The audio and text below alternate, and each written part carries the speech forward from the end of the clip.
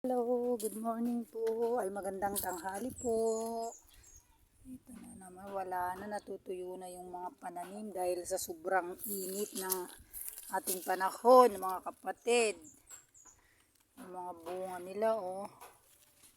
Yung mga kamuting kahoy po namin. Nagbibiyak-biyak na po yung lupa.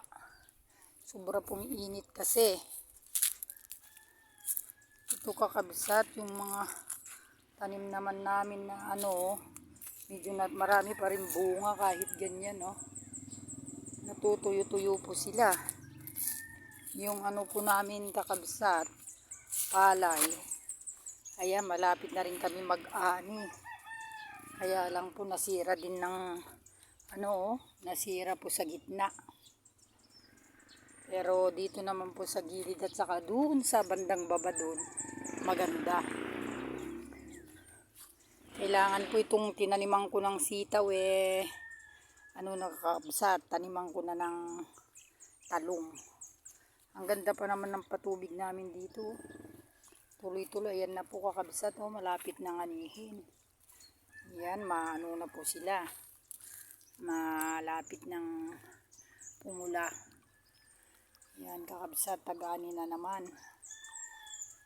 Nilalim po ng tubig, Kaganda po ng niya, Ang ganda na, ganda po maglaba dito, Ito po ang aming maliit na kubo. Yan, yung mga naman, inasak-asak kakabsat ng mga nagdupos na dyan sa gitna. Mga aso.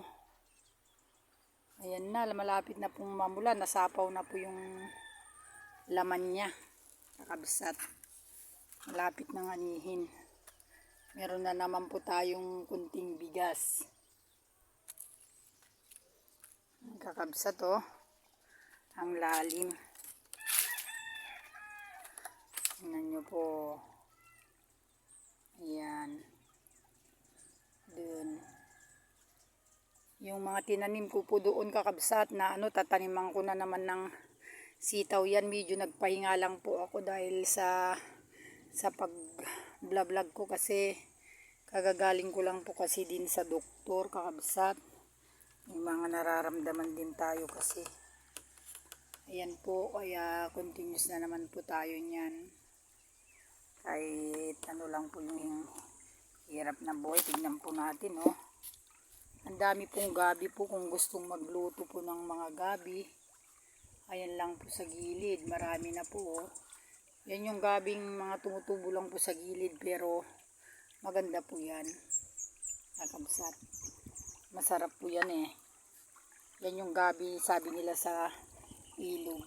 Kaya dito, hindi na rin magluto-luto dito sa kubo-kubo. Ayan, kakabsat. Ito yung aming meeting place area.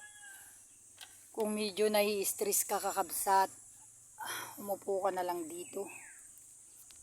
Tapos mag-isip ka.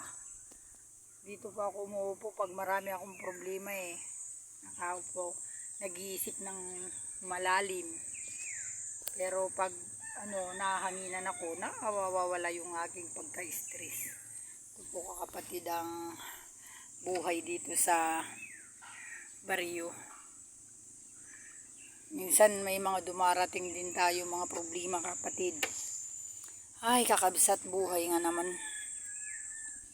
Kita-kita mo dito ang buhay ganito.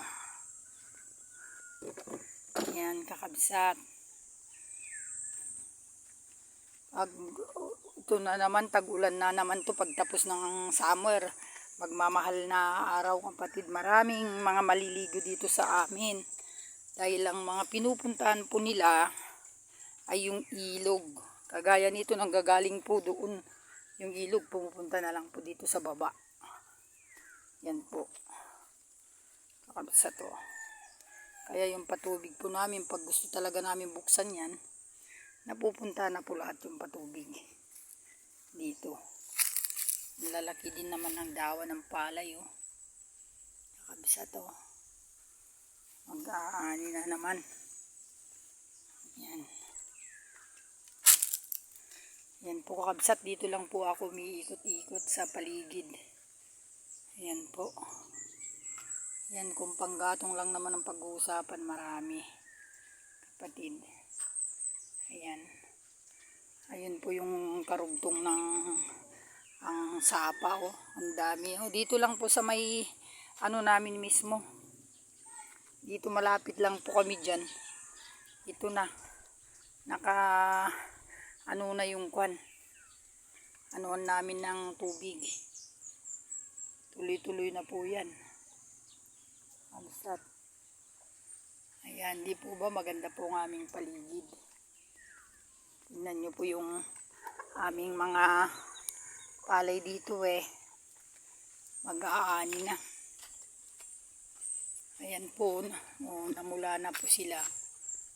Ayan, nakakabsat. Marami rin bahay dun.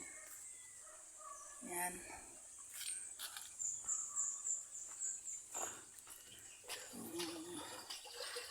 Ito po yung may running water po kami dyan, oh. Ayan, running water sa CR.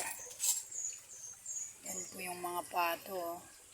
Ilan na lang po yung mga pato namin dun sa gilid, oh. Yun, marami, oh. Ayun sila. Yun. Nagsasaya sila, oh. Yan, kakabsat ang buhay dito sa probinsya.